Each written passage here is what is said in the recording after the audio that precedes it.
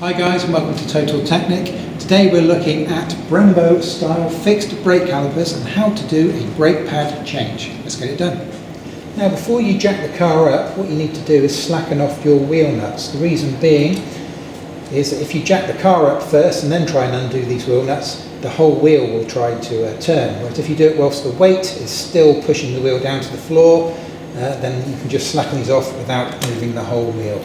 So what you want to do, literally half a turn, and then repeat that for each of the wheel nuts, literally half a turn, no more than that. And then the next stage is we'll jack it up, take the weight off, and then we can get the wheel removed completely. So now what we've done, we're ready to remove the wheel bolts completely. So we've lifted the car up just a little bit further, so we've got a gap between the floor and the wheel. And now we just want to get each of these wheel bolts removed in turn. Obviously, if you've got an air gun or an impact wrench or something like that, this is the ideal opportunity to use it. Otherwise, you can do it old-fashioned way, like I am here. And with all of the wheel bolts removed, we'll do a little bit of a wobble, and then just slide it forward, and put that to one side. So let's have a quick look at how this type of caliper works. It's slightly different to the more traditional type of caliper that you might be used to working on. This is actually fixed. So this is a one-part frame, unlike a kind of a single piston caliper which has a frame with a separate bracket. This is all in one unit. So if you look at it from the end here, what we've got is we've got the two brake pads. There are a few variations, but the same principle applies to all of this type of caliper. So here's your two pads. So you've got these little stop ends on them. So you've got pads. That's the pad backing, goes all the way down. So that's one big pad in there, and obviously there's your second pad in there.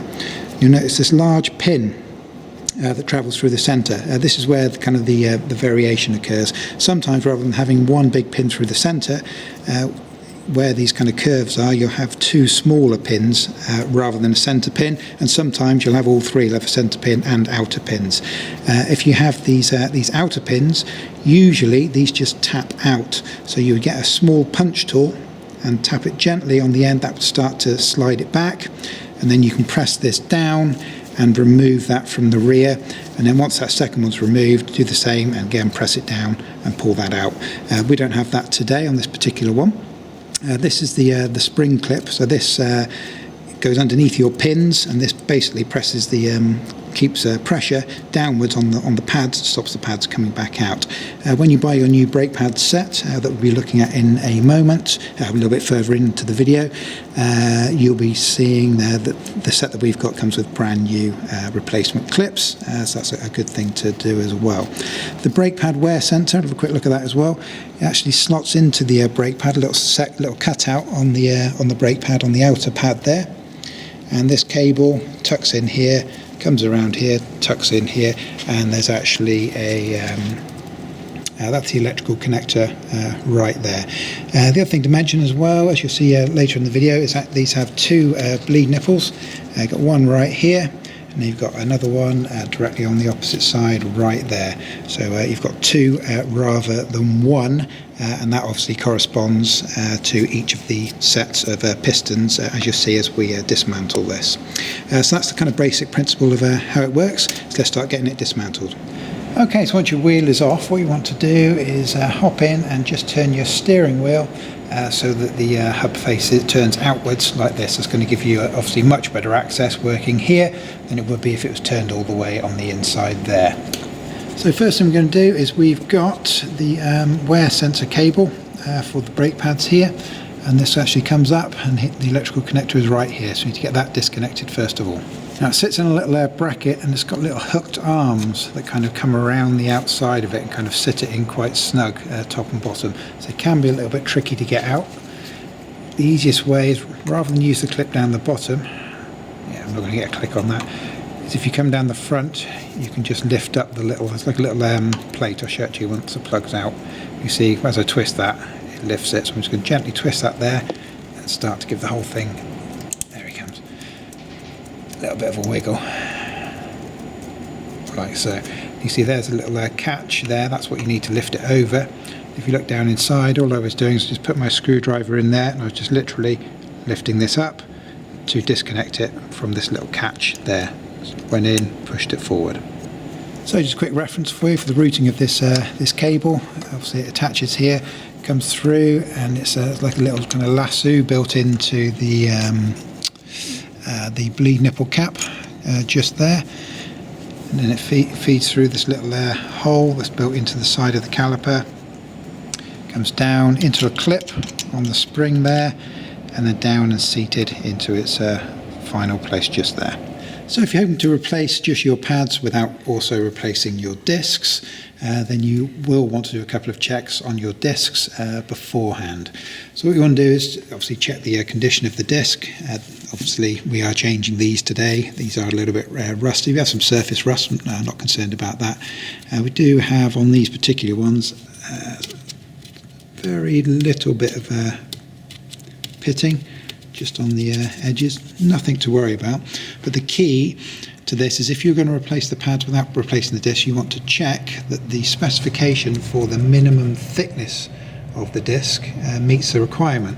And they usually print this on the, there it is, minimum, so it's probably hard to make out, minimum thick 32 millimeters, it says right there. So for us it's not going to be 100% accurate because we do have a little tiny bit of pitting, but it's going to get us, obviously when you're doing this you've got to make sure it's square on both sides and the arms seat correctly. It's no good trying to do it at a big, put it on at an angle, because it's just going to open the teeth up. So we're going to get nice and square.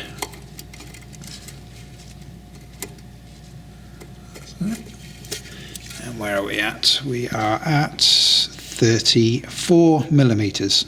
Okay, so when we're looking at this type of caliper, they all use exactly the same kind of principle, although the application is sometimes a little bit different. On this particular one, you can see we've actually got one big brake pad on each side, so we have one spring clip in the center. On some of these types of calipers, you might, instead of having one big pad, this is a 3-pot caliper, so you've got 3 pistons on each side. It might be you might have 4, so you might have 2 and 2, and then you might have 2 brake pads. You'll have a brake pad here, a brake pad here, another one here, another here. So 4 pads, all in one caliper, in which case you'll likely have 2 spring clips and 2 separate pins. You'll have 2 smaller clips rather than one in the center. You'll have one here and one here, and you'll have pins holding it in across here. Sometimes you'll have the 2 pins and you'll have a center section as well. It won't be not normally a center pin. You'll have a little bolt-in section in the center as well. The principle on all of these is exactly the same. It doesn't really matter where the pins are located, they've all got to be tapped out. Now with the ones where you have a separate one on the top and the bottom, you usually got a little pointed end that sticks out of the front right here. And to remove those, what you have to do is get a very fine punch and just gently tap the end of it, and that whole pin will slide. It can be very similar to what you see on this one later on. Same principle, but there's usually no bolt holding the end of it, so you can tap that straight through. The thing to be careful of is obviously if you slip, bang, and you've got painted calipers, it can take a chip out of the paint, so you've got to be really careful. And the even more annoying thing is when you put them back through from the other side, and that pin starts to come out the front, of course, when you're hammering it, that can also cause the paint to pop as well. So unfortunately it's very common on that type. You'll see the little pin in the center and they have like a little a raggedy bit of flaked off paint around where they should be. But if you need to remove them, the concept's the same as this pin, as you'll see in this video. This pin goes from this way out and has a little bolt that holds it in place. These ones don't. So literally you can just put that on the end, hammer it and slide it back through in a similar manner to what you've got here. On this particular one, we've got the one in the center right here, and we have this the bolt on the end here. So what we need to do is we're going to remove this bolt, and then you can see this pin passes through the body of the caliper here, passes through the brake pad, sits over the top of the spring clip, through the second brake pad, again through the body of the caliper on the other side. So that's keeping everything tight. That's this spring clip that's keeping the pressure downwards to stop those pads coming out. So as we can see on our pin, we've got a kind of bit of corrosion. These brakes should have probably been changed a little while ago. So what I'm going to do to help aid the process of getting this pin out, because I suspect this is going to be quite tricky to get out, it's going to give it a little bit of a clean up around the actual pin on both sides. And also what I'm going to do is I'm going to put some dismantling fluid like plus gas, liquid wrench, and PB blasters, 100 different types of a product. I'm just carefully going to put this in, and hopefully that's going to seep into this gap here and make it, and the same on this side, to make it easier to get this pin out, especially if it is slightly corroded, as this one is, which is going to be quite a tight fit. Usually doesn't matter so much on the holes around the actual pads themselves, because the holes in the pads tend to be larger than the holes on the outside. But that's what you want to do, give these a bit of a clean up if yours aren't looking so hot like these aren't, and then put some spray on them as well. So for our bolt here, it's a size 13.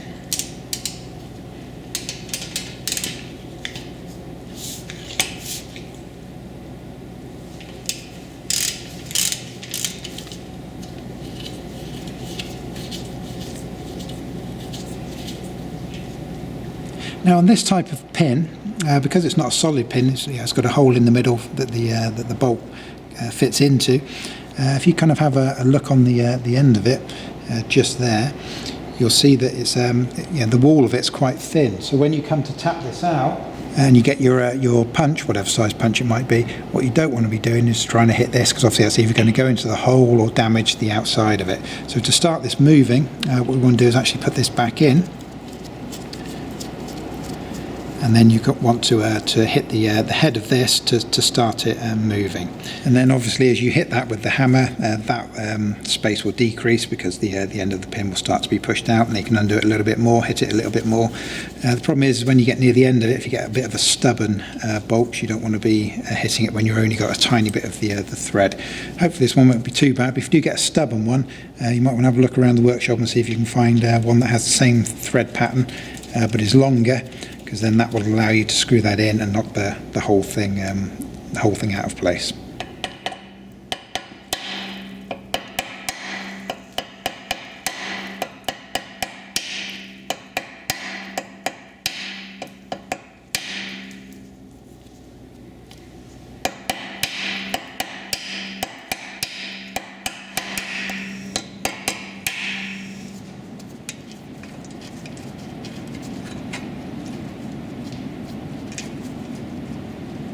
So yeah, this one's quite stubborn, unfortunately, so we've got a little bit of corrosion that we'll clean up later.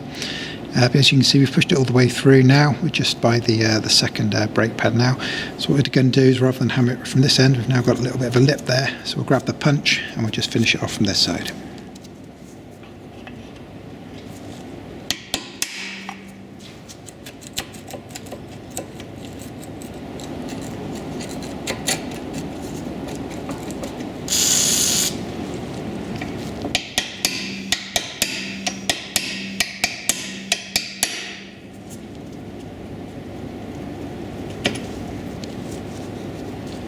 Make sure that your cable's unhooked from the spring clip. You push the cable all the way down, just bring this over the lip here. You should have enough space just to pop that out. So for the removal of these pads, we're going to want to take a little bit of the pressure off of the pistons. And to do that, what we've got to do is retract the pistons back into the caliper just a little bit to slide these out. We actually want to pull them back quite a bit, because we're going to be fitting in nice new chunky pads later on. So we actually want them kind of pushed all the way back in. And there's a couple of different ways of doing that. So when you force the pad back and force the pistons back, what that does is it's going to force the brake fluid back up the pipes and back towards the master cylinder. That's one way of doing it. You can literally do these with your fingers, or you can even put a small screwdriver down in there and just use that to gently lever that back, and you will be able to pull that back. But that will pump the brake fluid back, and that's kind of the kind of traditional way of doing it. And most kind of brake jobs tend to be done that way. The argument for that is they say you could be pushing dirty brake fluid back into the system. And the other argument is if your brake fluid reservoir has been topped up, obviously if it would have been on the factory setting, on the perfect setting, and as these have worn down, then your brake fluid reservoir would have gone down slightly to compensate for that, because you've got more fluid in the calipers. If you then top that up, when you squeeze it back out, you're going to flood the brake fluid reservoir, and it'll overflow into the engine bay. That's the arguments against it. And the Audi Workshop Manual recommends you don't do it that way.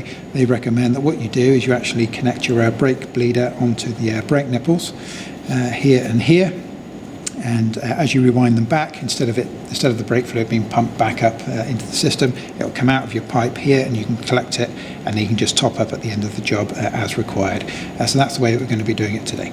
It's a good idea, before you push the pistons back in at all, just to have a look down and check the condition, what you can see at this stage, of the rubber gaiters that are on each of the pistons.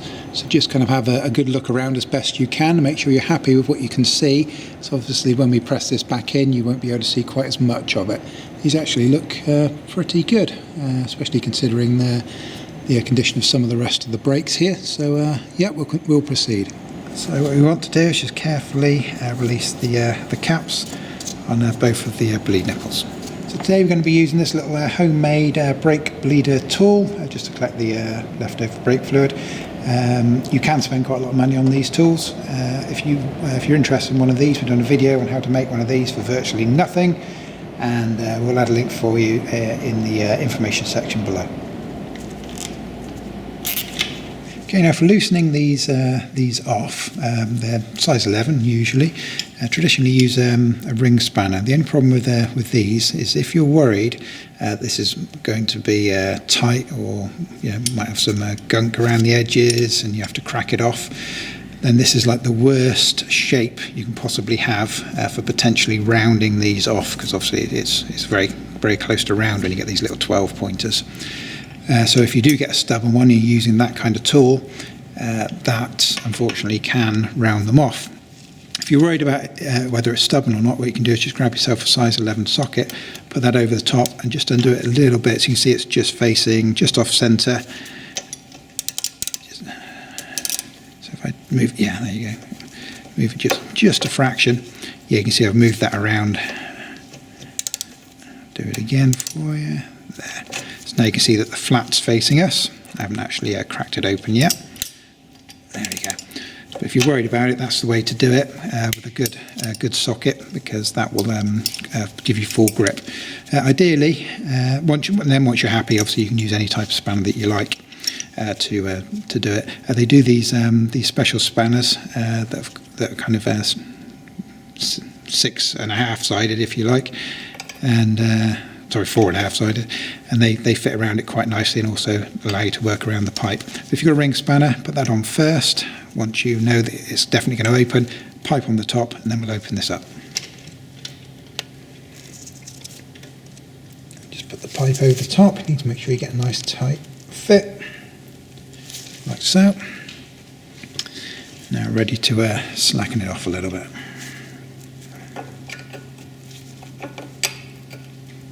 There, just see the fluid just starting to come up out of the pipe there. So now what I'm going to do, this would have freed up this brake pad, so in theory, yeah, there you can do it with your hands. I can retract the caliper like so, and then I've got to do it before the air gets back down into it. Yeah, we got it. There. So before the air gets down the pipe and gets back into the caliper, you want to make sure that you've closed it off, like so.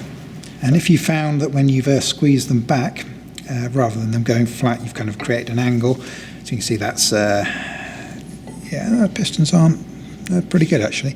But what you can do is you can put a flathead screwdriver in there, just put a bit of pressure on it, then we're going to release this and just level that brake pad off with that kind of last motion. May or may not be required. Keep the pressure on it, and then as soon as you open this, yeah, it'll start to come straight out, like so. And then just close it off. Again, not letting the air come back down the pipe. Perfect. And then obviously what we need to do is just repeat the process exactly the same on the other side. You can see that they've opened up a really nice gap there, fully retracted, and the pad's now nice and loose. So exactly the same process, get this one pushed back as well, the old set of pads. So if your pads aren't as worn as these ones are, you've got the wear sensor. If your new pads that you've bought don't come with these, you can reuse them, but only if they haven't been worn through. What happens is once these little sensors wear through, they wear through with the pad. Once they wear through, it breaks the circuit, and you have to replace them. They can be removed. They're a bit of a fiddle. If you kind of get all the dirt out of there, give them a bit of a wobble, you will be able to get those out. But like I said, if they have cut through, and the brake light is on this car, but I don't know whether it's the front or the rear. We're doing both on this particular car. So in this instance, I get rid of these anyway. We're going to be replacing these, but they are reusable. As long as you haven't had the brake pad light come on, you definitely should have no problems reusing those if you need to.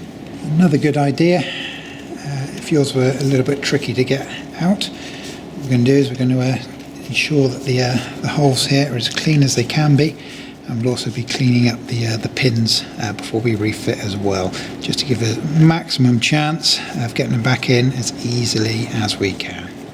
Okay, so let's have a quick look at the brake pads we'll be using today. Semi-metallic, brand is Positive Plus. I've not seen nor used this brand before. This set comes with the new spring clips. That's perfect. So we've got 2 of those, one for each caliper. And here's the pads themselves. As you can see, these come with the new brake pad wear sensors already fitted and ready to snap into place. So that's perfect. When you're choosing your brake pads, something to bear in mind. Usually for only a few dollars more, maybe an extra £5 or £6, $6, $7, whatever extra, you can get them with the cables and with the clips. It's well worth doing, because these to buy a set of these on their own are probably like £12, £13, $15. A set of those is probably £6 or £7, $10, something like that. But when you buy it all in one package, you'll get much better value. So when you're choosing your brake pads, if you can, try and make sure you get a set that already got your wear sensors and your spring clips. Okay, before we refit the new pads, you see we've got like 3 sections, and they correspond to where each of the 3 pistons fit on these particular pads. On the back they do come with this little pad, which should stop them from binding. However, it's always a good idea to add a little bit of your dedicated brake grease. You can buy great brake grease from any automotive supplier, and you use these for various jobs around your brake system. So it's a good idea, as we're going to do here, just to apply a light coat, and that will help prevent the anything binding to the actual back of the pads here. Careful not to touch the faces of the pads. They are absorbent to grease, and obviously you do not want grease to be soaking in to the faces of your brake pads. So it's given a bit of a wipe over. It's only a thin layer that you need. That's plenty. And obviously repeat that on both. The other place that you might want to carefully put a little bit is when you look down to caliper, you've got those like 4 metal pins, 2 at the top, 2 at the bottom, that sit either side of the disc, and just in here is where these touch those. So I'll put a tiny bit just on there as well. Again, be careful not to get them near the face of the pads, and then repeat the same on the second pad. So we'll start by fitting the first pad. This pad is the one that has the cable attached, and this is just long enough to reach back to your plug, whereas obviously if this went onto the other side it wouldn't work. So make sure that you're installing this one to the inside, as we are here. Just carefully feed them down.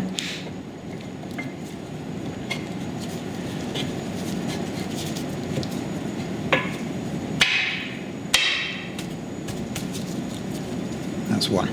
Same process for your second pad.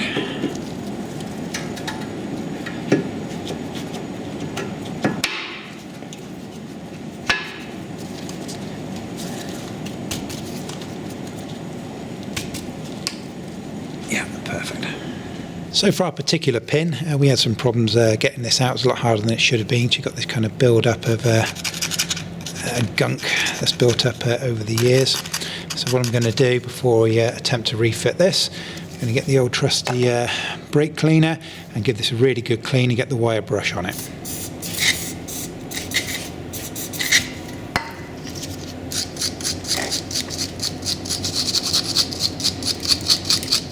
So giving them a good clean off with the wire brush and the brake cleaner.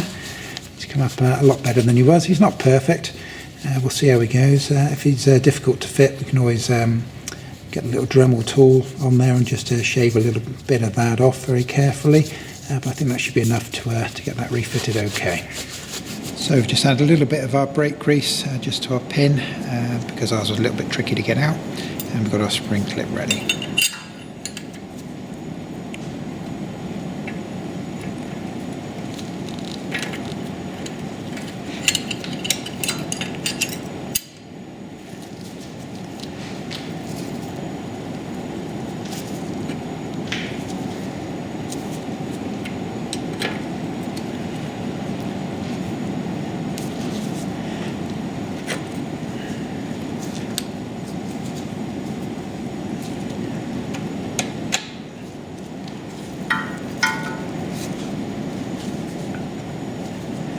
It's a good idea to grab yourself something like a punch, and so you can press the, give you a little bit of manipulation because the springs can be very, very tight. So I'm almost at a position ready to tap this in. So what I'm going to do in a second, I'm going to grab my hammer, I'm going to push down on there, compress the spring so that lines up, and I'm going to tap it on the end. One thing to note is you see this has got two flat edges. If you come around to the side, you see it's got a rounded head, but it's flat on the top and on the bottom, and obviously that needs to seat correctly into that. It's like a slot.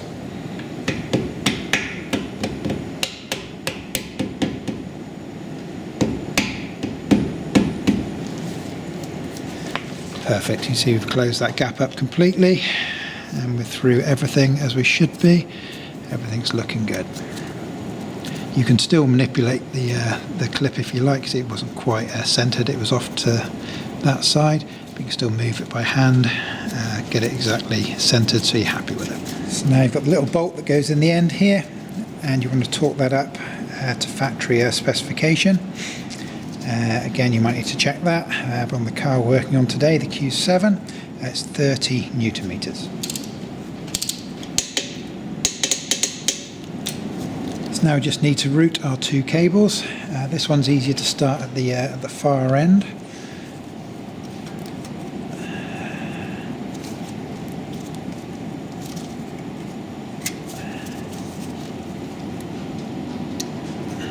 That one in there. Next, you've got this little kind of hoop around the next to the brake nipple there. Feeds in like that, and then finally you've got this little cutout, and what I'm trying to do here is kind of get the spacing even, so rather than having it really tight there and having a load of leftover there, trying to space it out evenly between them. And likewise here, we don't want that pulled tight, we want a little bit of leeway there for it.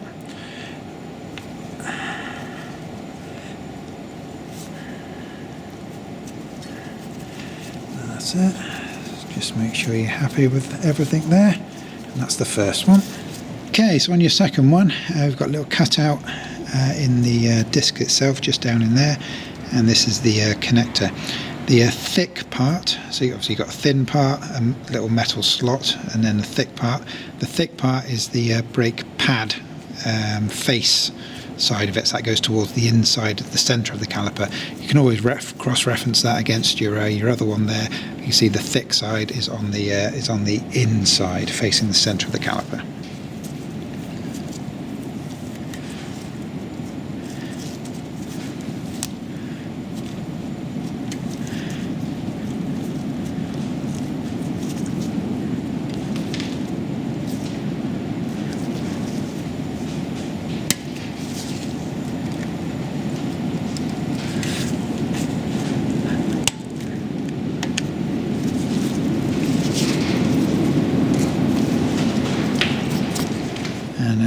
make sure you've got both the bleed nipple caps securely back in place. So now that you've got your pads in place, what you should do is you should hop into the car, and you want to compress your brake pedal a couple of times. Don't push it all the way down to the floor, just use short strokes, pressing down about halfway, and that will just seat these into the correct position. It will reset all of the 6 pistons per caliper, get that all nice and tidy. Once you're happy that that's been done, you want to take the car for a short journey, just revert ideally backwards and forwards just on your driveway, just testing that the brakes feel okay before you actually drive the car. Assuming that they feel okay, take it for a short drive around the block at low speeds before you go and take it on the motorway or the highway. Just make sure you're safe, make sure you're happy, and the brakes feel good and responsive as they should. So if this video has been helpful for you, before you leave, please be sure to hit the like button, that's the thumbs up, and also be sure to subscribe to our YouTube channel. We have literally hundreds more videos dedicated to Audi, so please do check that out. Thanks for watching, we'll see you again.